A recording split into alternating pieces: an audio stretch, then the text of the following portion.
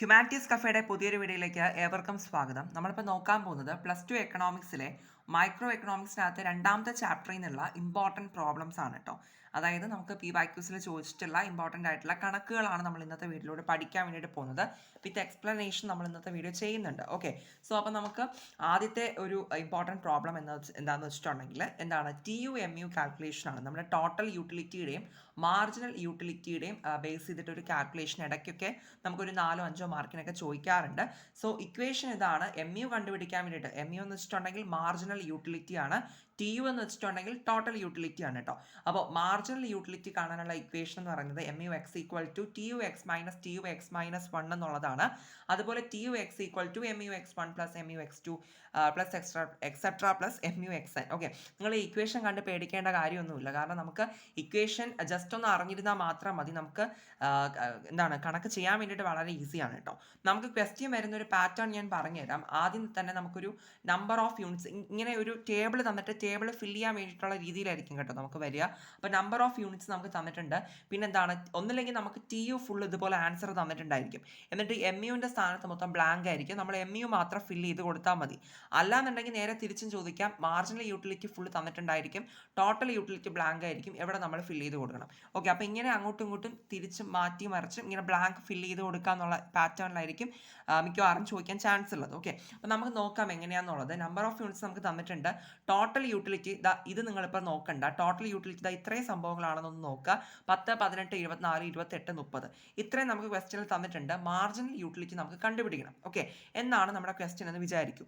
Okay, അപ്പോൾ നമ്മൾ marginal utility കണ്ടുപിടിക്കാനുള്ള ഇക്വേഷൻ TUX - TUX - 1 ആണ്. ഓക്കെ, അപ്പോൾ നമ്മൾ ആദ്യം മനസ്സിലാക്കേണ്ട കാര്യം, ഈ ടോട്ടൽ യൂട്ടിലിറ്റിയും മാർജിനൽ യൂട്ടിലിറ്റിയും ഈ ഫസ്റ്റ് വാല്യൂ ഉണ്ടല്ലോ, അത് രണ്ടും തുല്യമായിരിക്കും. ഓക്കെ, അത് രണ്ടും നമുക്ക് സെയിം ആയതുകൊണ്ട് തന്നെ എവിടെ നമുക്ക് തന്നിട്ടുള്ള എവിടെ ഇപ്പോൾ 10 ആണ് തന്നിട്ടുള്ളത്, ഇതേ 10 നമുക്ക് എവിടെ എഴുതാം, എവിടെ നമുക്ക് ആദ്യമേ അങ്ങ് എഴുതി കൊടുക്കാം. അത് നമുക്ക് വേറെ ഡൗട്ടൊന്നും ആലോചിക്കേണ്ട കാര്യമില്ല. ഈ ഒരു വാല്യൂയും എന്തായിരിക്കും, ഈക്വൽ ആയിരിക്കും. ഓക്കെ, അപ്പോൾ നമുക്ക് എവിടെയാണ് ഇപ്പോൾ 10 തന്നിട്ടുള്ളതെന്നുണ്ടെങ്കിൽ ഇപ്പുറത്തും 10 തന്നെ വരികയുള്ളൂ. എവിടെ 10 ഉണ്ടെങ്കിൽ ഇപ്പുറത്തും 10 വരിക. ഓക്കെ ആണല്ലോ. സോ ഇതേ 10 നമ്മൾ അപ്പുറത്ത് എടുത്തിട്ട് കൊടുത്തു. ഓക്കെ, ദെൻ ബാക്കി നമ്മൾ എങ്ങനെ കണ്ടുപിടിക്കുമെന്ന് ചോദിച്ചിട്ടുണ്ടെങ്കിൽ ഇത്രയേ ഉള്ളൂ. ഈ 18ൽ നിന്ന് ഇത് നമുക്ക് ഓൾറെഡി ക്വസ്റ്റ്യനിൽ തന്നിട്ടുണ്ട്. ഓക്കെ, അപ്പോൾ ഈ 18ൽ നിന്ന് 10 കുറയ്ക്കുക. ഓക്കെ, സോ 18ൽ നിന്ന് 10 കുറയ്ക്കുമ്പോൾ എത്ര, 8 വരിക അല്ലേ. അടുത്ത വാല്യൂ എങ്ങനെ കിട്ടുക, 24ൽ നിന്ന് 18 കുറയ്ക്കുക 6 കിട്ടും. 28ൽ നിന്ന് 24 കുറയ്ക്കുക 4 കിട്ടും. 30ൽ നിന്ന് 28 കുറയ്ക്കുക 2 കിട്ടും. അപ്പോൾ നമുക്ക് MU ആൻസേഴ്സ് വരുന്നത് എങ്ങനെയാണ്, 10, 8, 6, 4, 2 എന്നാണ് നമുക്ക് ആൻസർ വരുന്നത്. മനസ്സിലായോ? അതാണ് നമ്മൾ എവിടെ ഇക്വേഷനിലും പറയുന്നത്. ടോട്ടൽ യൂട്ടിലിറ്റി ആണ് നമ്മളിങ്ങനെ കുറച്ച് പോകുന്നത്. ഓക്കെ, നമ്മൾ ആ ഇക്വേഷനെ കുറിച്ച് അധികം ചിന്തിക്കേണ്ട. നമുക്കിതാ ഇങ്ങനെ ഇത്ര നിങ്ങൾ വിചാരിച്ചാൽ മതി. ടോട്ടൽ യൂട്ടിലിറ്റി നമുക്ക് തന്നിട്ടുണ്ട്. അപ്പോൾ MU നമുക്ക് കാണണം എന്നുണ്ട് എങ്കിൽ എന്ത് ചെയ്യുക, ഫസ്റ്റ് ടോട്ടൽ യൂട്ടിലിറ്റിയുടെ ആദ്യത്തെ നമ്പർ അതുപോലെ ഇപ്പുറത്ത് എടുത്ത് എഴുതുക. ഓക്കെ, ബാക്കിയുള്ളത് നമ്മൾ ഈ താഴത്തെ നിന്ന് മുകളിലുള്ളത് ഇങ്ങനെ എന്ത് ചെയ്യുക, മൈനസ് ചെയ്ത് സബ്ട്രാക്ട് ചെയ്ത് എഴുതിയാൽ മതി ആൻസർ കിട്ടാൻ വേണ്ടിയിട്ട്. ഓക്കെ, ഒന്നുകൂടി പറഞ്ഞു. ഇതേ 10 നമ്മൾ ഇവിടെ എഴുതി എന്നിട്ട് എന്താ ചെയ്തേ, 18ൽ നിന്ന് 10 കുറച്ചു 8, 24ൽ നിന്ന് 18 കുറച്ചു 6, 28ൽ നിന്ന് 24 കുറച്ചപ്പോൾ 4 കിട്ടി. പിന്നെന്താണ്, 30ൽ നിന്ന് 28 കുറച്ചപ്പോൾ 2 കിട്ടി. ക്ലിയർ ആണല്ലോ. നമ്മളിങ്ങനെ ഏതിൽ നിന്ന് ഏത് കുറച്ചു എന്നൊന്നും ഇങ്ങനെയൊന്നും എഴുതേണ്ട കാര്യമില്ല. നമുക്ക് ഈ ആൻസേഴ്സ് മാത്രം എഴുതിയാൽ മതി. ഇപ്പം നിങ്ങൾക്ക് മനസ്സിലാകാൻ വേണ്ടിയിട്ടാണ് ഞാനിങ്ങനെ എഴുതി വെച്ചിട്ടുള്ളത് കേട്ടോ. നമുക്ക് ആൻസേഴ്സ് മാത്രം മതിയാവും.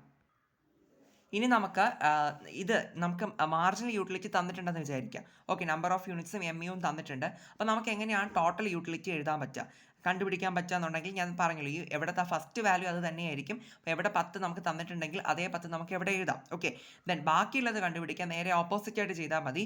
നോക്കൂ, എവിടെ 10, 8, 6, 4, 2 നമുക്ക് തന്നിട്ടുണ്ട് ക്വസ്റ്റ്യനിൽ അല്ലേ. അപ്പോൾ നമുക്ക് ടോട്ടൽ യൂട്ടിലിറ്റിയാണ് കണ്ടുപിടിക്കേണ്ടത് അല്ലേ. അപ്പോൾ ആദ്യത്തെ വാല്യൂ നമ്മൾ അതുപോലെ എഴുതി. പിന്നെ ഈ രണ്ട് വാല്യൂസ് 10ഉം 8ഉം നമ്മൾ കൂട്ടുക, 18 എന്ന് കിട്ടി. ഇനി ഈ കിട്ടിയ ആൻസർ ഇല്ലേ 18, അതിനോടൊപ്പം അടുത്ത വാല്യൂ കൂട്ടുക. 18 + 6 24. ഈ 24നോടൊപ്പം ബാക്കി ഞാൻ എഴുതിയിട്ടില്ല, 24നോടൊപ്പം 4 കൂട്ടുക, അപ്പം നമുക്ക് 28 കിട്ടും. ഓക്കെ, ഈ 28നോടൊപ്പം 2 കൂട്ടുക, അപ്പം നമുക്ക് എത്ര കിട്ടുക, 30 കിട്ടും. ക്ലിയർ ആണോ പറഞ്ഞത്? ഓക്കെ, അപ്പം നമ്മൾ MU കണ്ടുപിടിക്കാൻ മൈനസ് ചെയ്തപ്പോൾ TU കണ്ടുപിടിക്കാൻ എന്ത് ചെയ്തു, പ്ലസ് ആണ് ചെയ്തത്. മീൻസ് അഡീഷൻ ആണ് നമ്മൾ ചെയ്തത്. ക്ലിയർ ആണോ പറഞ്ഞ കാര്യം? ഓക്കെ, അപ്പോൾ ഞാൻ ഒന്നുകൂടി ഒന്ന് സമ്മപ്പ് ചെയ്ത് പറയാണ്. നമുക്ക് ടി യുവും എം യും കാൽക്കുലേഷനാണ് നമ്മൾ പഠിക്കുന്നത്. ഒന്നില്ലെങ്കിൽ നമ്പർ ഓഫ് യൂണിറ്റ്സ് നമുക്ക് തന്നിട്ട് ടി യുവും നമുക്ക് ടോട്ടൽ യൂട്ടിലിറ്റി തന്നിട്ടുണ്ടാവും, മാർജിനൽ യൂട്ടിലിറ്റി നമുക്ക് കാണേണ്ടി വരും. ഓക്കെ, കണ്ടുപിടിക്കാൻ വേണ്ടിയിട്ട് ചോദിക്കും. അപ്പോൾ അന്നേരം ഫസ്റ്റ് വാല്യൂ അതുപോലെ എഴുതിയിട്ട് ഈ ടോട്ടൽ യൂട്ടിലിറ്റി തന്നിട്ടുള്ളത് എന്ത് ചെയ്യുക, മൈനസ് ചെയ്ത് ആൻസർ എഴുതിയാൽ മതിയാവും. ഓക്കെ, അല്ലെങ്കിൽ നമുക്ക് രണ്ടാമത്തെ മെത്തേഡ് എന്ന് പറയുന്നത് നമ്പർ ഓഫ് യൂണിറ്റ്സും മാർജിനൽ യൂട്ടിലിറ്റിയും തന്നിട്ടുണ്ടായിരിക്കും, ടോട്ടൽ യൂട്ടിലിറ്റി കണ്ടുപിടിക്കാൻ പറയും. അപ്പോൾ നമ്മൾ എന്ത് ചെയ്താൽ ഫസ്റ്റ് വാല്യൂ അതുപോലെ തന്നെ എടുത്ത് എഴുതിയിട്ട് പിന്നെ എന്ത് ചെയ്യണം, ഈ വാല്യൂസ് മീൻസ് എം യു തന്നിട്ടുള്ളത് എന്ത് ചെയ്യുക, പ്ലസ് ചെയ്ത് എഴുതിയാൽ മതി. ശ്രദ്ധിക്കേണ്ട കാര്യം, നമ്മൾ ഇപ്പോൾ 10ഉം 8ഉം കൂട്ടി 18 എഴുതി. ഇനി ഈ 18നോടൊപ്പമാണ് അടുത്ത 6 കൂട്ടി 24 എഴുതുന്നത്. 24നോടൊപ്പമാണ് എന്ത് ചെയ്തത്, 4 കൂട്ടി 28 എഴുതുന്നത്. 28നോടൊപ്പം 2 കൂട്ടി 30 എഴുതുന്നു. ക്ലിയർ ആണല്ലോ? ഇനി നമുക്ക് എല്ലാവർക്കും അറിയാവുന്ന ഒരു ക്വസ്റ്റ്യൻ ആണ്. നമുക്ക് ഈ ഒരു ചാപ്റ്ററിൽ നിന്ന് ഇമ്പോർട്ടൻ്റ് ആയിട്ട് ചോദിക്കുന്ന ഒരു 8 മാർക്കിന് SIK ചോദിക്കുന്ന ഒരു കാൽക്കുലേഷൻ ഉണ്ട് നമ്മുടെ ബജറ്റ് ലൈനുമായിട്ട് ബന്ധപ്പെട്ടുള്ളത്. ഓക്കെ, അപ്പോൾ നമുക്ക് ആ ഒരു ക്വസ്റ്റ്യൻ നോക്കാം. ഇത് 8 മാർക്കിന് ചോദിക്കുക, അല്ലെങ്കിൽ ഒരു ഷോർട്ട് എസ്സേ ലെവലിൽ നമുക്ക് ചോദിക്കാറുണ്ട് കേട്ടോ. അതായത് ഒരു 5 മാർക്കിനോ ആ രീതിക്ക് മാർക്കിന് നമുക്ക് ചോദിക്കാറുണ്ട്. സോ ഇമ്പോർട്ടൻ്റ് ആണ്. ഓക്കെ, അപ്പോൾ നമുക്ക് ക്വസ്റ്റ്യൻ ഇതാ ഇങ്ങനെയാണ്. പ്രൈസ് മീൻസ് P1 തന്നിട്ടുള്ളത് 8 ആണ് തന്നിട്ടുള്ളത്, P2 10, M 80. ഇതെന്തൊക്കെയാണെന്ന് അറിയാമല്ലോ അല്ലേ? P1 എന്ന് വെച്ചിട്ടുണ്ടെങ്കിൽ അതെ ഗുഡ് വണ്ണിൻ്റെ വിലയാണ്. അതായത് ഒന്നാമത്തെ സാധനത്തിൻ്റെ വിലയാണ് 8 രൂപ. ആൻഡ് രണ്ടാമത്തെ സാധനം മീൻസ് P2ൻ്റെ വില എന്ന് പറയുന്നത് 10 രൂപയാണ്. പിന്നെ M എന്ന് വെച്ചിട്ടുണ്ടെങ്കിൽ നമ്മുടെ ഇൻകം, നമ്മുടെ കയ്യിലുള്ള വരുമാനം. ഓക്കെ, ആകെ ഇൻകം എന്ന് പറയുന്നത് 80 രൂപയാണ്. ഓക്കെ, സോ നമുക്ക് നോക്കാം. എ പാർട്ട് ചോദിച്ചിട്ടുള്ളത് write down all consumption bundles. Okay, നമുക്ക് എല്ലാ കൺസെപ്ഷൻ ബണ്ടിൽസും എഴുതാൻ വേണ്ടിയിട്ട്. ഓക്കെ, ഇത് നമുക്ക് എങ്ങനെ എഴുതാമെന്നുള്ളത് നമുക്ക് നോക്കാം. അതായത് നമ്മൾ ഈ തന്നിട്ടുള്ള ഇത്രയും വാല്യൂസ് വെച്ചിട്ട് വേണം നമ്മൾ കൺസെപ്ഷൻ ബണ്ടിൽസ് എഴുതാൻ വേണ്ടിയിട്ട്. ഓക്കെ, സോ ദാ എ പാർട്ടിൻ്റെ ആൻസർ നോക്കൂ. നമുക്ക് ഈ കൺസെപ്ഷൻ ബണ്ടിൽസ് എന്ന് പറയുമ്പോൾ നമ്മൾ ശ്രദ്ധിക്കേണ്ട ഒരു കാര്യം, നമ്മുടെ കയ്യിൽ മൊത്തം എത്ര രൂപയുള്ളത്, 80 രൂപയാണ് ഉള്ളത് അല്ലേ? അപ്പോൾ ഈ ഒരു 80 രൂപയ്ക്ക് അകത്ത് നിന്നിട്ട് നമുക്ക് എത്ര സാധനങ്ങൾ മേടിക്കാം എന്നുള്ളതാണ് നമ്മൾ ഈ കൺസെപ്ഷൻ ബണ്ടിൽസിലൂടെ എക്സ്പ്രസ് ചെയ്യാൻ വേണ്ടിയിട്ട് പോകുന്നത്. അതായത് എൻ്റെ കയ്യിൽ 80 രൂപയുണ്ട്. അപ്പോൾ 80 രൂപ വെച്ചുകൊണ്ട് എനിക്ക് 8 രൂപയുള്ള എത്ര സാധനങ്ങൾ മേടിക്കാൻ പറ്റും, 10 രൂപയുള്ള എത്ര സാധനങ്ങൾ മേടിക്കാൻ പറ്റും, ആ ഒരു കാര്യമാണ് നമ്മൾ ഈ കൺസെപ്ഷൻ ബണ്ടിൽസിനകത്ത് നമ്മൾ എന്ത് ചെയ്യുന്നത്, നമുക്ക് എഴുതി വെക്കേണ്ട ഒരു കാര്യം. ഓക്കെ, നമുക്ക് ഒന്നാമത് നമ്മൾ ഈ ഒരു പാറ്റേണിൽ അങ്ങ് എഴുതി പോവുക. നമ്മൾ ആദ്യം നമ്മൾ അസ്യൂം ചെയ്യുകയാണ്, നമുക്ക് എൻ്റെ കയ്യിൽ 80 രൂപയുണ്ട്, ഞാൻ ഒരു സാധനവും മേടിക്കുന്നില്ല. അതായത് ഞാൻ ഒരു സാധനം മേടിക്കുന്നില്ല. അതായത് 0,0 എന്ന് പറയാം. അപ്പം ഞാൻ അവിടെ ഒരു കൺസെപ്ഷൻ നടത്തുന്നില്ല, ഞാൻ ഒരു സാധനം മേടിക്കുന്നില്ല. അപ്പം അങ്ങനെ ഒരു ബണ്ടിൽ നമുക്ക് എഴുതാം. അടുത്തത് 01 ആണ് എഴുതിയിട്ടുള്ളത്. 01 എന്ന് പറയുമ്പോൾ എന്താ, ഈ ഫസ്റ്റ് വാല്യൂ, അതായത് ഞാൻ ഒന്നാമത്തെ സാധനം ഒന്നും മേടിക്കുന്നില്ല, ഗുഡ് 2, രണ്ടാമത്തെ ഗുഡാണ്, ഞാൻ ഒരെണ്ണമാണ് മേടിക്കുന്നത്. ഒരെണ്ണം എന്ന് പറയുമ്പോൾ നമുക്കറിയാം രണ്ടാമത്തെ സാധനത്തിൻ്റെ വില എത്രയാണ്, 10 രൂപയാണ് അല്ലേ? അപ്പോൾ 10 രൂപയുള്ള ഒരു ഐറ്റമാണ് ഞാൻ മേടിച്ചത്. ഓക്കെ, 10 രൂപയുള്ള ഒരു സംഭവമാണ് ഞാൻ എൻ്റെ 80 രൂപ ചിലവാക്കി ഞാൻ മേടിച്ചത്. മീൻസ് 80 രൂപയ്ക്ക് അകത്തുനിന്ന് ഞാൻ 10 രൂപയുള്ള രണ്ടാമത്തെ സാധനമാണ് ഞാൻ മേടിച്ചത്. അടുത്ത മൂന്നാമത്തെ നോക്കൂ, ബണ്ടിൽ നോക്കൂ, 0,2 ആണ്. 10 രൂപയുള്ളതിന് 2 വസ്തുക്കൾ ഞാൻ അടുത്ത് മേടിച്ചു. അടുത്ത് 10 രൂപയുള്ളതിന് 3 വസ്തുക്കൾ ഞാൻ മേടിച്ചു. 10 രൂപേനെ 4 വസ്തുക്കൾ മേടിച്ചു. അങ്ങനെ നമ്മൾ 0,8 വരെ പോയിട്ടുണ്ട്. ഓക്കെ, 8 വരെ പോകുമ്പോഴുള്ള പ്രശ്നം എന്താ നോക്കൂ, എട്ടാമത്തെ മീൻസ് 10 രൂപയുള്ള 8 സാധനങ്ങളാണ് ഞാൻ ഇവിടെ മേടിച്ചത് അല്ലേ? 10 രൂപയുള്ള 8 സാധനങ്ങൾ എന്ന് പറയുമ്പോൾ അവിടെ മൊത്തം എത്രയായി റേറ്റ്, 80 രൂപയായി. അപ്പോൾ എൻ്റെ കയ്യിലുള്ള ഇൻകം എത്രയാണ്, 80 രൂപയാണ് അല്ലേ? അപ്പോൾ ഇനി എനിക്ക് അപ്പുറത്തോട്ട് മേടിക്കാൻ പറ്റില്ല, കാരണം 80 രൂപ എൻ്റെ കയ്യിലുള്ളൂ. അപ്പോൾ മാക്സിമം എനിക്ക് 10 രൂപയുള്ള 8 സാധനങ്ങൾ എനിക്ക് അവിടെ മേടിക്കാനായിട്ട് സാധിക്കുള്ളൂ. അങ്ങനെയാണ് നമ്മൾ ഈ ഒരു റോ എഴുതി പോകുന്നത്. ഇനി നമുക്ക് നേരെ താഴോട്ടും ഇതുപോലെ തിരിച്ചെഴുതാം. അതായത് ഞാൻ സാധനം 2 ഒന്നും വാങ്ങിക്കുന്നില്ല. നമുക്കറിയില്ല, എവിടെ നമ്മൾ നോക്കുമ്പോൾ നമുക്ക് മനസ്സിലാക്കാൻ പറ്റും, ഒന്നാമത്തെ സാധനം നമ്മളൊന്നും മേടിക്കുന്നില്ല, രണ്ടാമത്തെ വസ്തു മാത്രമാണ് നമ്മൾ മേടിച്ചു പോയത്. അതുപോലെ താഴോട്ട് എഴുതുമ്പോൾ നമുക്ക് രണ്ടാമത്തെ വസ്തു നമ്മളൊന്നും മേടിക്കുന്നില്ല എന്ന് വിചാരിക്കുക, ഫസ്റ്റ് ഗുഡ് മാത്രം നമ്മൾ മേടിക്കുന്നു. ഓക്കെ, 1,0, 2,0, 3, അങ്ങനെ 10,0 വരെ എഴുതിയിട്ടുണ്ട്. ഓക്കെ, അതായത് ഇപ്പോൾ 1,0 എന്ന് പറയുമ്പോൾ ഇതാ കണ്ടോ, ഒന്നാമത്തെ സാധനത്തിന് വില 8 രൂപയാണ്. അപ്പോൾ 8 രൂപയുള്ള ഒരു ഒറ്റ വസ്തു മാത്രമാണ് ഞാൻ വാങ്ങിയത്. 2 എന്ന് പറയുമ്പോൾ 8 രൂപയുള്ള 2 സാധനങ്ങൾ ഞാൻ മേടിച്ചു. 3 എന്ന് പറയുമ്പോൾ 8 രൂപയുള്ള 3 എണ്ണം. അതുപോലെ ലാസ്റ്റ് 10 എന്ന് പറയുമ്പോൾ 8 രൂപയുള്ള 10 വസ്തുക്കൾ ഞാൻ മേടിച്ചു. മനസ്സിലായി? ഇനി കാരണം ഇവിടെ ഇപ്പോൾ 8 രൂപയുള്ള 10 വസ്തു എന്ന് പറയുമ്പോൾ അവിടെ 80 രൂപ ആയിട്ടുണ്ടല്ലോ ടോട്ടൽ. എൻ്റെ കയ്യിൽ 80 രൂപയല്ലേ ഇൻകം ഉള്ളൂ, 80 ആണല്ലോ. അപ്പോൾ അതുകൊണ്ട് ഇനി ഇതാണ് മാക്സിമം ലിമിറ്റ് എന്ന് പറയുന്നത്. ഇതിനപ്പുറം നമുക്ക് പോകാൻ പറ്റില്ല. ഇതുപോലെയാണ് ബാക്കി നമ്മളെല്ലാം ഫില്ല് ചെയ്ത് വരേണ്ടത് കേട്ടോ. ഇപ്പോൾ ഇതാ എവിടെ വരുമ്പോൾ 1,1, 1,2 എന്ന് പറഞ്ഞു പോകുന്നുണ്ട്, 2,1, 2,2 എന്ന് പറയുന്നുണ്ട്, 3,1, 3,2 എന്ന് പറഞ്ഞു പോകുന്നുണ്ട്. ഓക്കെ, അപ്പോൾ നമ്മൾ ഇവിടെയൊക്കെ ഇതെങ്ങനെയാണെന്ന് വെച്ചിട്ടുണ്ടെങ്കിൽ ഇത് ഒരെണ്ണം കൂടി പറയാം. ഇപ്പോൾ 1,1 എന്ന് പറയുമ്പോൾ ഞാൻ ഇതാ കണ്ടല്ലോ 8 രൂപയും 10 രൂപയാണെന്നുള്ളത് ഓർമ്മ വേണം. സോ 8 രൂപയുള്ള ഒരു സാധനവും അത് മാത്രമല്ല 10 രൂപയുള്ള ഒരു വസ്തു ഞാൻ മേടിച്ചു. ഓക്കെ, അപ്പോൾ രണ്ടും കൂടി എത്ര രൂപയായി കാണും? 1 രൂപയുള്ള എന്താണ് 8 രൂപയുള്ള ഒരു വസ്തു അല്ലേ? അപ്പോൾ അതായത് 8 പ്ലസ് അതിനോടൊപ്പം 10 രൂപയുള്ള ഒരു വസ്തു അല്ലേ? സോ അപ്പം 8ഉം 10 എന്ന് പറയുന്നത് 18 രൂപയ്ക്കുള്ള ഐറ്റമാണ് ഞാൻ ഈ ഒരു ബണ്ടിൽ വെച്ചിട്ട് മേടിച്ചത്. മനസ്സിലായോ? ഓക്കെ, അപ്പോൾ അങ്ങനെയാണ് നമ്മളിവിടെ എഴുതി പോകുന്നത്. ഇത് നിങ്ങൾക്ക് ആദ്യം കേൾക്കുമ്പോൾ മീൻസ് ഇത് ഈ ഒരു കോൺസെപ്റ്റ് ഇതിപ്പോൾ പുതുതായിട്ട് ആരെങ്കിലും പഠിക്കുന്നുണ്ടെന്നുണ്ടെങ്കിൽ ഇത് കേൾക്കുമ്പോൾ ആകെപ്പാടെ ഒരു കൺഫ്യൂസ്ഡ് ആയിട്ട് പോകാൻ ചാൻസ് ഉണ്ട്. പക്ഷെ കുഴപ്പമില്ല, നിങ്ങളൊന്ന് കൃത്യമായിട്ട് ഒന്നുകൂടി മനസ്സിലാക്കി നോക്കൂ. നമ്മൾ ഇത്രയും ശ്രദ്ധിച്ചാൽ മതി. നമ്മുടെ കയ്യിലിപ്പം ഈ ഒരു ക്വസ്റ്റ്യൻ പ്രകാരം 80 രൂപയാണ് നമുക്കുള്ളത്. ആ ഒരു 80 രൂപയ്ക്ക് അകത്തുള്ള എന്താണ് ബണ്ടിലുകൾ വേണം നമ്മൾ ഇവിടെ എഴുതാൻ വേണ്ടിയിട്ട്. അതിനപ്പുറം നമുക്ക് എഴുതേണ്ട കാര്യമില്ല. ആ ഒരു കാര്യം നമ്മൾ ശ്രദ്ധിക്കുക. പിന്നെ ഇത് നിങ്ങൾക്ക് ഇതിപ്പോൾ ഞാൻ തന്നിട്ടുള്ള ഒരു അറേഞ്ച്മെൻറ്റ് ഈ ഒരു രീതിക്ക് തന്നെ അറേഞ്ച് ചെയ്യണമെന്ന് ഒരു നിർബന്ധമില്ല. നിങ്ങൾക്ക് വേറെ രീതിക്കുള്ള അറേഞ്ച്മെൻറ്റ്സ് ഇതിൽ നിന്ന് നമുക്ക് എഴുതാൻ പറ്റും. എന്തായാലും നമുക്ക് ഇത്രയും ബണ്ടിലുകളെ ഈ ഒരു 80 രൂപ വെച്ചിട്ട് നമുക്ക് വരുന്നുള്ളൂ. ഓക്കെ, അപ്പോൾ ആ ഒരു കാര്യം ശ്രദ്ധിക്കുക. പിന്നെ ഇത്രയൊന്നും വലുതായിട്ട് എഴുതാനുള്ള ക്വസ്റ്റ്യൻസ് നമുക്ക് ചോദിക്കില്ല. സിമ്പിളായിട്ട് എഴുതാവുന്ന മീൻസ് കുറച്ച് ബണ്ടിൽസൊക്കെ എഴുതാൻ പറ്റുന്ന രീതിയിലുള്ള ക്വസ്റ്റ്യൻസ് ആയിരിക്കും നമുക്ക് വരുന്നുണ്ടാവുക. ഓക്കെ, അപ്പോൾ അതൊന്ന് നിങ്ങളൊന്ന് ശ്രദ്ധിച്ച് കേട്ടു നോക്കൂ. ഇത് ഇടയ്ക്കൊക്കെയാണ് കേട്ടോ കൺസെപ്ഷൻ ബണ്ടിൽസ് എഴുതാൻ ചോദിക്കാറുള്ളത്. എല്ലാ ക്വസ്റ്റ്യൻസിലും അങ്ങനെ വന്നിട്ടില്ല. ഇടയ്ക്കൊക്കെ നമുക്ക് ചോദിക്കാറുമുണ്ട്. ഓക്കെ, അതുകൊണ്ട് നമുക്ക് സ്കിപ്പ് ചെയ്യാനും പറ്റില്ല. ഓക്കെ, ഇനി അടുത്ത ബി പാർട്ട് നമ്മളടുത്ത് ചോദിച്ചിട്ടുള്ളത് ബഡ്ജറ്റ് ലൈനിൻ്റെ ഇക്വേഷൻ എഴുതാൻ വേണ്ടിയിട്ട് ചോദിച്ചിട്ടുണ്ട്. ഓക്കെ, അപ്പോൾ ബഡ്ജറ്റ് ലൈനിൻ്റെ ഇക്വേഷൻ നമുക്കറിയാം P1x1 plus P2x2 equal to M എന്നുള്ളതാണ് അല്ലേ? അപ്പോൾ അതിൽ നമ്മുടെ വാല്യൂസ് കൊടുത്താൽ മതി. നമുക്കറിയാം P1 നമുക്ക് ക്വസ്റ്റ്യനിൽ തന്നിട്ടുണ്ട് 8 രൂപയാണ്, P2 10 ആണ്, പിന്നെ M 80 ആണ്. So 8x1 plus 10x2 equal to 80 ആണ് നമ്മുടെ ബഡ്ജറ്റ് ലൈനിൻ്റെ ഇക്വേഷൻ വരുന്നത്. ഇനി അടുത്ത് നമ്മുടെ vertical intercept, horizontal intercept, slope ഒക്കെ കണ്ടുപിടിക്കാൻ പറഞ്ഞിട്ടുണ്ട്. ഇതൊക്കെ എളുപ്പമാണല്ലോ. അതായത് എന്താണ് നമുക്ക് ഇക്വേഷൻ അറിയാം. നമ്മൾ ആദ്യം വെർട്ടിക്കൽ ഇൻ്റർസെപ്റ്റ് ആണ് നമ്മൾ എഴുതാൻ പോകുന്നത്. വെർട്ടിക്കൽ ഇൻ്റർസെപ്റ്റ് അല്ലെങ്കിൽ x2 കാണാനുള്ള ഇക്വേഷൻ ആണ് x2 ഈക്വൽ ടു M/P2 എന്നുള്ളത്. ഡയറക്റ്റ് വാല്യൂസ് കൊടുത്താൽ മതി. M 80 തന്നിട്ടുണ്ട്, P2 എത്രയാണ് 10 ആണ് അല്ലേ? അപ്പോൾ 8 എന്നാണ് നമുക്ക് ആൻസർ കിട്ടുക. ഇനി x1 എന്ന് പറയുന്നത് ഹൊറിസോണ്ടൽ ഇൻ്റർസെപ്റ്റ് ആണ്. x1 കാണാനുള്ള ഇക്വേഷൻ M/P1 ആണ്. സോ M നമുക്കറിയാം 80 ആണ്, P1 എന്ന് പറയുന്നത് 8 രൂപയും തന്നിട്ടുണ്ട്. സോ നമുക്ക് 10 ആണ് ആൻസർ ആയിട്ട് വരിക. സ്ലോപ്പ് കണ്ടുപിടിക്കാൻ പറഞ്ഞിട്ടുണ്ട്. സ്ലോപ്പ് എന്ന് പറയുമ്പോൾ അതിനും ഇക്വേഷൻ ഉണ്ട്, -P1/P2. ഈ മൈനസ് വിട്ട് കളയരുത്. -P1/P2 എന്നുള്ളതാണ് ഇക്വേഷൻ. ഡയറക്റ്റ് വാല്യൂസ് സബ്സ്റ്റിറ്റ്യൂട്ട് ചെയ്ത് കൊടുത്താൽ മതി. P1ഉം P2 നമുക്ക് ക്വസ്റ്റ്യനിൽ തന്നിട്ടുണ്ടല്ലോ. -8/10 എത്ര വരും? -0.8 ആണ് നമുക്ക് അവിടെ ആൻസർ ആയിട്ട് വരുന്നത്. ഓക്കെ, ഇത്രയും കാര്യങ്ങൾ നമുക്ക് എല്ലാവർക്കും ചെയ്യാൻ പറ്റുന്ന രീതിയിലുള്ളത് തന്നെയാണ്. ഇനി നമുക്ക് ഈ പാർട്ടായിട്ട് ചോദിച്ചിട്ടുള്ളത് draw budget line. Okay, budget line നമുക്ക് വരയ്ക്കാനാണ് ചോദിച്ചിട്ടുള്ളത് അല്ലേ? ഓക്കെ, അപ്പോൾ നമുക്ക് ബഡ്ജറ്റ് ലൈൻ വരയ്ക്കുന്നത് എങ്ങനെയാണെന്ന് നോക്കാം. ബഡ്ജറ്റ് ലൈൻ വരയ്ക്കാൻ വേണ്ടിയിട്ട് നമുക്ക് ആദ്യം എക്സ് ആക്സിസും വൈ ആക്സിസും നമ്മൾ വരയ്ക്കാം. ഓക്കെ, എന്നിട്ട് എന്താ ചെയ്യേണ്ടതെന്ന് വെച്ചിട്ടുണ്ടെങ്കിൽ നമുക്ക് ഇവിടെ ഓൾറെഡി നമുക്ക് കിട്ടിയതാണ് വെർട്ടിക്കൽ ഇൻ്റർസെപ്റ്റ് അല്ലെ? നമ്മളിപ്പോൾ നേരത്തെ കാണിച്ചിരുന്നല്ലോ. അതായത് വെർട്ടിക്കൽ ഇൻ്റർസെപ്റ്റ് x2 എന്ന് പറയുന്നത് നമുക്ക് കിട്ടിയ ആൻസർ എന്താണ്?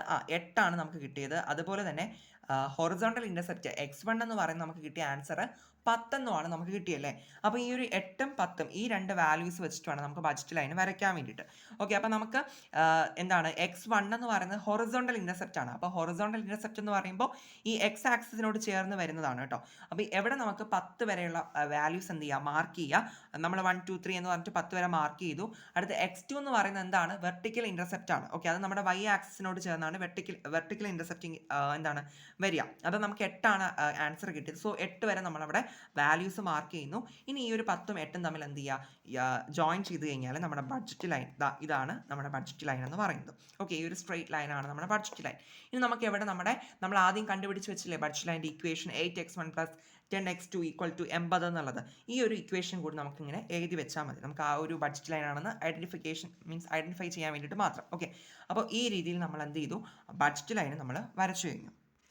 ഇനി നമുക്ക് ചിലപ്പോൾ ഒക്കെ ഒരു വെറൈറ്റിക്ക് വേണ്ടിയിട്ട് ഈ രീതിക്ക് ചോദ്യം ചോദിക്കാറുണ്ട്. അതായത് what happens to budget line if income decreases to 40 ₹48. അതായത് നമ്മുടെ ഇൻകം നമുക്കറിയാം. ഇപ്പം നമുക്ക് ക്വസ്റ്റ്യനിൽ തന്നിട്ടുണ്ടായിരുന്നത് നോർമലി 80 ആയിട്ടായിരുന്നു. അപ്പോൾ ഈ 80-ൽ നിന്ന് നമ്മുടെ കയ്യിലുള്ള വരുമാനം 40 ആയിട്ട് കുറഞ്ഞു കഴിഞ്ഞാൽ ബഡ്ജറ്റ് ലൈനിന് എന്ത് സംഭവിക്കും എന്നുള്ള രീതിക്കാണ് നമുക്കിപ്പോൾ ചോദ്യം ചോദിച്ചിട്ടുള്ളത്. അപ്പോൾ ഇങ്ങനെ ഒരു ക്വസ്റ്റ്യൻ വരുമ്പോൾ നമ്മൾ ചെയ്യേണ്ടത്, നമുക്ക് പുതുതായിട്ട് അവർ എന്ത് വാല്യൂ ആണോ പറഞ്ഞിട്ടുള്ളത് ആ ഒരു വാല്യൂ വെച്ചുകൊണ്ട് നമ്മൾ നമ്മുടെ വെർട്ടിക്കൽ ഇൻ്റർസെപ്റ്റും അതുപോലെ തന്നെ ഹൊറിസോണ്ടൽ ഇൻ്റർസെപ്റ്റും ദാറ്റ് ഈസ് x2ഉം x1ഉം നമ്മൾ എന്ത് ചെയ്യുക? പുതുതായിട്ട് കണ്ടുപിടിക്കുക എന്നുള്ളതാണ് ആദ്യം നമ്മൾ ചെയ്യേണ്ട ഒരു കാര്യം. ഓക്കെ. അപ്പോൾ നമുക്കിപ്പോൾ പുതിയ ഇൻകം 40 പറഞ്ഞിട്ടുള്ളത്. സോ അതുകൊണ്ടാണ് എം ഡാഷ് എന്ന് പറഞ്ഞ് കൊടുത്തിട്ടുള്ളത്. ഓക്കെ. അത് വ്യത്യസ്തമായിട്ട് നിലനിർത്താൻ വേണ്ടിയിട്ട്. ഓക്കെ. എം ഡാഷ് എന്ന് പറയുന്നത് 40. അതായത് പുതിയ ഇൻകം ഇപ്പോൾ 40 കുറച്ചു എന്നാണല്ലോ പറഞ്ഞിട്ടുള്ളത്. അപ്പോൾ x2 എന്ന് പറയുമ്പോൾ നമുക്കറിയാം M dash by P2. Okay. ഇത് നിങ്ങൾ ആ ഡാഷ് കൊടുത്തില്ലെങ്കിൽ വേറെ പ്രശ്നമില്ല. Okay. M dash by P2 40/10 4 നമുക്ക് ആൻസർ കിട്ടുക. ദെൻ x1 എന്ന് പറയുന്നത് എം ഡാഷ് ബൈ P1 എന്ന് കൊടുത്തു. 40/8 5. നിങ്ങൾ ശ്രദ്ധിക്കേണ്ടത് ഈ പുതിയ ഇൻകം വെച്ച് തന്നെ നമ്മളവിടെ x2ഉം x1ഉം കണ്ടുപിടിക്കണം. ഇപ്പോൾ 40 ആയതുകൊണ്ട് 40 കൊടുത്ത് നമ്മൾ എന്ത് ചെയ്തു, നമുക്ക് 2 വാല്യൂസ് അവിടെ നമ്മൾ കണ്ടുപിടിച്ചു. ഇനി ഇത് വെച്ചിട്ട് വേണം നമ്മൾ അടുത്ത് പുതിയ ബഡ്ജറ്റ് ലൈൻ വരയ്ക്കാൻ വേണ്ടിയിട്ട്. അപ്പോൾ നമുക്കിനി അടുത്ത ബഡ്ജറ്റ് ലൈൻ വരയ്ക്കാൻ വേണ്ടിയിട്ട് നമ്മൾ എന്ത് ചെയ്യുക, നേരത്തെ വരച്ചില്ലേ ബഡ്ജറ്റ് ലൈൻ, അതിനകത്ത് തന്നെ നമ്മൾ വരച്ചാൽ മതി. നമുക്കിപ്പോൾ കിട്ടിയ വാല്യൂസ് x2 എന്ന് പറയുന്നത് എത്രയായിരുന്നു? അതെ 4, നമുക്ക് 4 ആണ് ആൻസർ കിട്ടിയത്. x1 എന്ന് പറയുന്നത് 5 ആണ് ആൻസർ കിട്ടിയത്. അപ്പോൾ ഇത് വെച്ചിട്ട് വേണം നമുക്കിനി അടുത്ത് എവിടെ വരയ്ക്കാൻ വേണ്ടിയിട്ട്. അപ്പോൾ x2 എന്ന് പറയുന്നത് നോക്കൂ എത്രയാണ് നമുക്ക് വന്നിട്ടുള്ളത്? 4 വന്നിട്ടുണ്ട് എവിടെ. പിന്നെ എന്താണ് x1 എന്ന് പറയുന്നത് 5 വന്നിട്ടുണ്ട്. സോ ഈ രണ്ട് പോയിന്റ്സ് ആണ് നമ്മളവിടെ ജോയിൻ ചെയ്ത് കഴിഞ്ഞാൽ നമുക്ക് പുതിയൊരു ബഡ്ജറ്റ് ലൈൻ കിട്ടും. സോ ഇതാ നമുക്ക് നമ്മുടെ പുതിയ ബഡ്ജറ്റ് ലൈൻ നമ്മൾ വരച്ചു. അവിടെ നമ്മൾ 8x1 + 10x2 = 40 എന്ന് എഴുതിയിട്ടുണ്ട് കേട്ടോ. പുതിയ ഇൻകം നമുക്ക് എന്താ കണ്ടോ, അതായത് നമുക്ക് ക്വസ്റ്റ്യനിൽ പറഞ്ഞിട്ടുണ്ടായിരുന്നു 80 എന്ന് പറയുന്ന ഇൻകത്തിൽ നിന്ന് 40 ഇൻകം കുറഞ്ഞപ്പോൾ ഉള്ള പുതിയ ബഡ്ജറ്റ് ലൈൻ ആണ്. ഓക്കെ. അപ്പോൾ ആ രീതിക്ക് നമ്മളവിടെ ഡിനോട്ട് ചെയ്തിട്ടുണ്ട്. ഇനി നമുക്ക് ഇതുപോലെ തന്നെ അടുത്ത് ചോദിച്ചിട്ടുണ്ട് what happens to budget line if എന്താണ് P1 ഡിക്രീസസ് ടു 4. അതായത് നമുക്ക് P1 എവിടെ ഓൾറെഡി 8 രൂപ എന്ന് തന്നിട്ടുണ്ട്. സോ 8ൽ നിന്ന് 4 കുറഞ്ഞാൽ എന്താ സംഭവിക്കുക എന്നുള്ളതാണ് ബഡ്ജറ്റ് ലൈൻ എന്താ സംഭവിക്കുക എന്നാണ് നമുക്ക് ചോദിച്ചിട്ടുള്ളത് അല്ലേ. അപ്പം നമുക്ക് അവിടെയും ആദ്യം ഈ പുതിയ വാല്യൂ വെച്ചുകൊണ്ട് നമ്മൾ എന്ത് ചെയ്യണം, വെർട്ടിക്കൽ ഇൻ്റർസെപ്റ്റും ഓക്കെ. അപ്പോൾ പുതിയ വാല്യൂസ് വെച്ചുകൊണ്ട് നമ്മൾ വെർട്ടിക്കൽ ഇൻ്റർസെപ്റ്റും ഹൊറിസോണ്ടൽ ഇൻ്റർസെപ്റ്റും കണ്ടുപിടിക്കുക. ദറ്റ് ഈസ് P1 ഡാഷ് എന്ന് പറയുന്നത് ഇപ്പോൾ 4 പറഞ്ഞിട്ടുള്ളത്. P2 10 തന്നെയാണ്. 80 തന്നെ അവിടെ കൊടുത്താൽ മതി. നമുക്ക് നോർമലായിട്ട് ആദ്യമേ ക്വസ്റ്റ്യനിൽ തന്നിട്ടുള്ള വാല്യൂ. ഇപ്പോൾ നമുക്ക് മാറിയിട്ടുള്ളത് P1ൻ്റെ വില മാത്രമാണ് 4 രൂപയായിട്ട് കുറഞ്ഞിട്ടുള്ളത്. ഓക്കെ. അപ്പോൾ അത് മാത്രം നമ്മൾ അവിടെ ചേഞ്ച് ചെയ്ത് കൊടുത്താൽ മതി. അപ്പോൾ x1 എന്ന് പറയുന്നത് m/P1 ഡാഷ് ആയിട്ട് കൊടുത്തു. ഈ ഡാഷ് എന്ന് പറയുന്നത് ജസ്റ്റ് പുതിയ P1 ആണെന്ന് കാണിക്കാൻ വേണ്ടിയിട്ട് കൊടുത്തു, അത്രയേ ഉള്ളൂ കേട്ടോ. സോ 80/4 കൊടുത്തു. 20 ആണ് ആൻസർ കിട്ടിയത്. x2 m/P2. സോ അവിടെ നമുക്ക് 80/10 തന്നെയാണ്, 8 ആണ് ആൻസർ വരുന്നത്. അപ്പോൾ ഈ ഒരു 20ഉം 8ഉം വെച്ചിട്ട് ഇനി നമ്മൾ പുതിയൊരു ബഡ്ജറ്റ് ലൈൻ വരയ്ക്കണം. അപ്പോൾ ഇതിന് വേണ്ടിയിട്ട് നമ്മൾ ആദ്യം എന്ത് ചെയ്തു, നമ്മുടെ നോർമലായിട്ട് പുതിയതായിട്ടൊരു ഗ്രാഫ് തന്നെ നമ്മൾ വരയ്ക്കണം. കാരണം ഇപ്പോൾ P1ൻ്റെ വിലയാണ് ചേഞ്ച് ആയിട്ടുള്ളത്. അതുകൊണ്ട് തന്നെ പുതിയൊരു ഗ്രാഫ് നമ്മൾ ആദ്യം നമ്മൾ വരയ്ക്കുമ്പോൾ ഫസ്റ്റ് ഓഫ് ഓൾ നമ്മൾ വരയ്ക്കേണ്ടത് നമ്മുടെ നോർമൽ ബഡ്ജറ്റ് ലൈൻ ഉണ്ടല്ലോ. ഫസ്റ്റ് നമ്മൾ വരച്ചത് 8x1 + 10x2 = 80 എന്ന് പറഞ്ഞത്, ആ ഒരു ബഡ്ജറ്റ് ലൈൻ നമ്മളിവിടെ വരച്ചു. ഓക്കെ. എന്നിട്ട് നമ്മൾ എന്ത് ചെയ്താൽ മതി, ബാക്കി ഇവിടെ 20ഉം 8ഉം ആണല്ലോ. അപ്പോൾ നമ്മൾ 20 x1ൽ വന്നിട്ടുള്ളത്. സോ x1ൽ that is horizontal intercept x ആക്സിസിൽ നമ്മൾ 20 വരെ എക്സ്റ്റെൻഡ് ചെയ്തു. അടുത്തെന്താണ് ദാറ്റ് ഈസ് y ആക്സിസിൽ വരുന്ന x2 8 തന്നെയാണ്. ദെൻ ഈ 8ഉം 20ഉം തമ്മിൽ നമ്മൾ ജോയിൻ ചെയ്തു. പുതിയ ഒരു ബഡ്ജറ്റ് ലൈൻ നമ്മളിവിടെ വരച്ചു കൊടുത്തു. ഓക്കെ. 4x1 + 10x2 = 80 കാരണം നമ്മുടെ P1ൻ്റെ വിലയാണ് 8ൽ നിന്ന് 44 നമുക്ക് കുറഞ്ഞത്. ഓക്കെ. ആ രീതിക്ക് നമുക്ക് പുതിയ ബഡ്ജറ്റ് ലൈനും കിട്ടി. ഓക്കെ. ഇനി നമുക്ക് ഇതിപ്പോൾ ഞാൻ പറഞ്ഞത് ഇതിപ്പോൾ കുറേ പാർട്സ് ആയിട്ട് ഇപ്പോൾ പറഞ്ഞിട്ടുണ്ടല്ലേ. അപ്പോൾ ഇതെല്ലാം കൂടി നമുക്ക് ഒരു ക്വസ്റ്റ്യനിൽ ചോദിക്കത്തില്ല. ഇപ്പോൾ 8 മാർക്കിന് ചോദിച്ചാലും നമുക്ക് ഇത്രയും കൂടി ഇങ്ങനെ ചോദിക്കണമെന്ന് ഒരു നിർബന്ധവും ഇല്ല. പക്ഷേ ഈ രീതിക്കൊക്കെ ക്വസ്റ്റ്യൻസ് വരാം. ഓക്കെ. അതുകൊണ്ടാണ് ഈ ഒരു മോഡൽസ് ഒക്കെ എന്ന് പറഞ്ഞു വെച്ചത്. ഓക്കെ. അപ്പോൾ നമ്മൾ ശ്രദ്ധിക്കേണ്ട ഒരു കാര്യം, നമുക്ക് മെയിനായിട്ട് ചോദിക്കുന്നത് ഈ കൺസെപ്ഷൻ ബണ്ടിൽസ് എഴുതുക. ഓക്കെ. അപ്പോൾ ബണ്ടിൽസ് എഴുതാൻ വേണ്ടി നിങ്ങൾ പഠിച്ചു വെക്കണം. അത് മാത്രമല്ല ബഡ്ജറ്റ് ലൈൻ്റെ ഇക്വേഷൻ അതെല്ലായ്പ്പോഴും ചോദിക്കുന്നതാണ്. അത് പഠിക്കുക. വെർട്ടിക്കൽ ഇൻ്റർസെപ്റ്റും ഹൊറിസോണ്ടൽ ഇൻ്റർസെപ്റ്റും കാണാനുള്ള മെത്തേഡ് പഠിക്കുക. ജസ്റ്റ് ഇക്വേഷൻസ് പഠിച്ചു വെച്ചാൽ മതി. അവിടെ സ്ലോപ്പ് എങ്ങനെയാണ് കണ്ടുപിടിക്കുക, ഇത്രയും നമുക്ക് പിന്നെ ഡ്രോ ബഡ്ജറ്റ് ലൈൻ. ഓക്കെ. ഇത്രയും വെച്ചുകൊണ്ട് ബഡ്ജറ്റ് ലൈൻ വരയ്ക്കുക. ഇത്രയും സംഭവങ്ങളാണ് നമുക്ക് യൂഷ്വലി അവർ ചോദിക്കാറുള്ളത്. ഓക്കെ. പിന്നെ ചിലപ്പോൾ എങ്ങാനും ഒരു വെറൈറ്റിക്ക് വേണ്ടിയിട്ടായിരിക്കും ഈ രീതിയിൽ പല ചേഞ്ചസ് കൊടുത്തിട്ട് നമ്മൾ നേരത്തെ അടുത്ത് പഠിച്ച പോലെ രീതിയിലുള്ള ക്വസ്റ്റ്യൻസ് വരുന്നത്. ഓക്കെ. എന്തെങ്കിലും ചേഞ്ചസ് ഒക്കെ അവർ അതിൽ കൊടുത്തിട്ട് അങ്ങനെ ആയിരിക്കും ചോദിക്കുന്നുണ്ടാവുക. ഓക്കെ. യൂഷ്വലി അല്ലാണ്ട് ഇത്രയും കാര്യങ്ങളാണ് നമുക്ക് എപ്പോഴും 8 മാർക്കിന് ചോദിക്കാറുള്ളത് കേട്ടോ. അപ്പോൾ അങ്ങനെ എന്തെങ്കിലും ഇനി ചേഞ്ചസ് കൊടുത്തിട്ട് ക്വസ്റ്റ്യൻസ് വരുമ്പോൾ ഇൻകത്തിലാണ് മാറ്റം വരുന്നതെന്നുണ്ടെങ്കിൽ നമ്മൾ നോർമലി ഒരു ബഡ്ജറ്റ് ലൈൻ വരച്ചിട്ടുണ്ട്, അതിൽ തന്നെ ചേഞ്ച് നമ്മൾ വരച്ചു കൊടുത്താൽ മതി. ഓക്കെ. ഇനി P1ൻ്റെ വില മാറുകയാണെങ്കിൽ നമ്മൾ പുതുതായിട്ടൊരു ഗ്രാഫ് വരച്ച് വേണം ചേഞ്ച് മാർക്ക് ചെയ്യാൻ വേണ്ടിയിട്ട്. അതുപോലെ P2ൻ്റെ വിലയാണ് മാറുന്നുണ്ടെങ്കിലും അവിടെ നമ്മൾ എന്ത് ചെയ്യണം, പുതിയൊരു ഗ്രാഫ് വരച്ചിട്ട് വേണം ചേഞ്ച് നമ്മൾ വരച്ചു കൊടുക്കാൻ വേണ്ടിയിട്ട്. ഓക്കെ. ഇനി ഈ ഒരു ചാപ്റ്ററിൽ നിന്ന് ലാസ്റ്റ് ഭാഗത്ത് നിന്ന് ഇമ്പോർട്ടൻ്റ് ആയിട്ട് ചോദിക്കുന്ന ഒരു ഒരു 4 or 5 മാർക്കിനൊക്കെ ചോദിക്കുന്ന ഒരു ചോദ്യമാണ് നമ്മുടെ ഡിമാൻഡിൻ്റെ പ്രൈസ് ഇലാസ്റ്റിസിറ്റി കണ്ടുപിടിക്കാൻ വേണ്ടിയിട്ട്. ഇതൊരു ഷുവർ ക്വസ്റ്റ്യൻ ആണ് കേട്ടോ. ഇത് എങ്ങനെയെങ്കിലുമൊക്കെ നമുക്ക് മിനിമം ഒരു 2 മാർക്കിനെങ്കിലും ചോദിക്കാതിരിക്കില്ല. അത് ഓരോ പാറ്റേൺ അനുസരിച്ചാണ്. ഓക്കെ, അപ്പോൾ ഈ ഒരു ക്വസ്റ്റ്യൻ എന്തായാലും ഈ ഒരു മോഡൽ നിങ്ങൾ പഠിച്ചിട്ട് പോകണം. ക്വസ്റ്റ്യൻ ഇങ്ങനെയാണ്: the price of petrol increases from ₹60 to ₹70 and demand decreases from എന്താണ് 100 litre to 80 litre. What is the price elasticity? അവിടെ പെട്രോളിൻ്റെ വിലയാണ് എന്ത് ചെയ്തിട്ടുള്ളത്, 60 രൂപയിൽ നിന്നും 70 രൂപയായിട്ട് കൂടിയിട്ടുണ്ട്. അപ്പോൾ ഡിമാൻഡിൻ്റെ വില ഡിമാൻഡ് അപ്പോൾ എന്ത് ചെയ്തു, അതിനുള്ള ഡിമാൻഡ്, പെട്രോളിനുള്ള ഡിമാൻഡ് 100 ലിറ്ററിൽ നിന്നും എന്താണ് 80 ലിറ്ററിലോട്ട് കുറയുകയും ചെയ്തിട്ടുണ്ടെന്ന് പറഞ്ഞിട്ടുണ്ട്. ഓക്കെ, അപ്പോൾ അങ്ങനെയെങ്കിൽ എവിടെ നമ്മുടെ ഡിമാൻഡിൻ്റെ പ്രൈസ് ഇലാസ്റ്റിസിറ്റി കണ്ടുപിടിക്കണം. എവിടെ നമുക്ക് ഡയറക്റ്റ് നമ്മൾ ഒരു ഇക്വേഷൻ ഉണ്ട്, ആ ഇക്വേഷന് നമ്മൾ ഡയറക്റ്റ് ആയിട്ട് വാല്യൂസ് സബ്സ്റ്റിറ്റ്യൂട്ട് ചെയ്ത് കൊടുക്കുക, ആൻസറിലോട്ട് എത്തുക, അത്രയേ ഉള്ളൂ കേട്ടോ.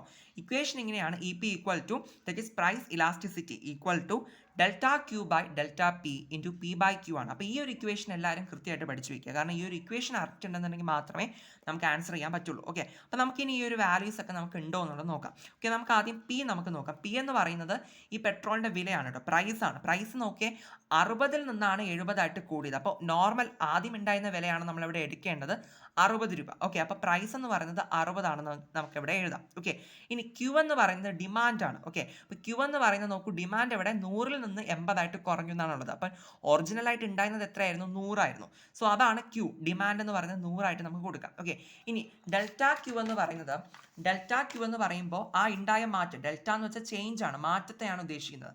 ഓക്കെ, അതായത് ഇപ്പം നമ്മൾ പറഞ്ഞല്ലോ പെട്രോളിൻ്റെ വില എന്താണ് 60 നിന്നാണ് 70 ആയിട്ട് കൂടിയത് അല്ലേ. അപ്പോൾ ആ 70 മൈനസ് 60 എടുക്കുക, 10 നമുക്ക് ഡെൽറ്റ പി ആയിട്ട് എടുക്കേണ്ടത്. ഓക്കെ, ഡെൽറ്റ ക്യൂ എന്ന് പറയുമ്പോൾ ഡിമാൻഡ് എന്താണ്, ഡിമാൻഡിൽ ഉണ്ടായ മാറ്റമാണ് അവിടെ നമ്മൾ എഴുതേണ്ടത്. ഡിമാൻഡ് 100 ലിറ്ററിൽ നിന്ന് 80 ലിറ്റർ ആയിട്ട് കുറഞ്ഞു എന്നാണ് പറയുന്നത്. അപ്പോൾ 100 മൈനസ് 80 എടുക്കുക, 20 നമുക്ക് ഡെൽറ്റ ക്യൂ ആയിട്ട് കിട്ടുക. അപ്പോൾ 4 വാല്യൂസ് നമുക്ക് കിട്ടി. ഇനി ഇക്വേഷനിൽ ഡയറക്റ്റ് ആയിട്ട് അങ്ങോട്ട് അപ്ലൈ ചെയ്ത് കൊടുക്കുക. അതായത് ഏത് ഇക്വേഷനാണ്, ഇതാണ് കേട്ടോ, delta Q by delta P into P by Q.